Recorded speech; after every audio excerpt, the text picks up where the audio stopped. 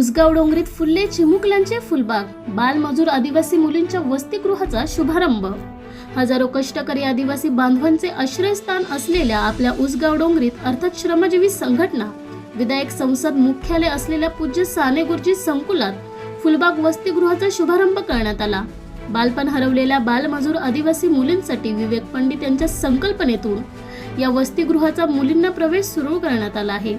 पहिल्याच दिवशी मान्यवर पाहुण्यांच्या हस्ते गुलाब पुष्प देऊन या चिमुकल्यांचे स्वागत करण्यात आले आहे।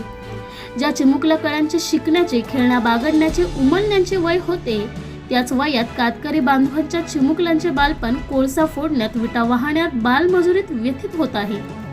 या मुलींना पुन्हा शिकण्याच्या प्रवाहात आणण्याचा प्रयत्न करत त्यांचे हरवलेले बालपण परत मिळवून देण्यासाठी उसगाव डोंगरीत वसतिगृह या चिमुकल्या निरागस कळ्यांचा एक बहरलेली फुलबाग असेल, असे यावेळी श्रमजीवी संघटनेचे संस्थापक विवेक पंडित यांनी सांगितले। समाजातील संवेदनशील दात्यांनी पुढे येऊन या उपक्रमाला हातभार लावावा असे आवाहन सुद्धा त्यांनी केले आहे। तर सरकार संविधानात असलेला मूलभूत अधिकार देण्यात असमर्थ ठरल्यावर एक अवलिया संघटक विवेक भाऊ पंडित हे पुढे येऊन तो अधिकार मिळवून देण्यासाठी करत असलेला संघर्ष आणि समर्पक हाच खरा संविधानाचा सन्मान आहे, असे गौरवोद्गार ज्येष्ठ पत्रकार ॲडव्होकेट सुरेश कामत यांनी काढले।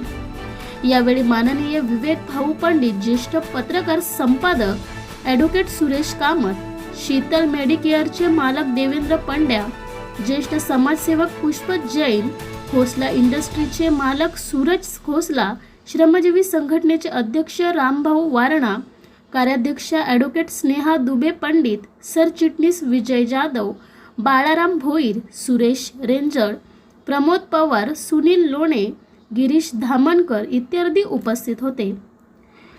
ब्युरो रिपोर्ट, लोकहिंद वृत्तवाहिनी।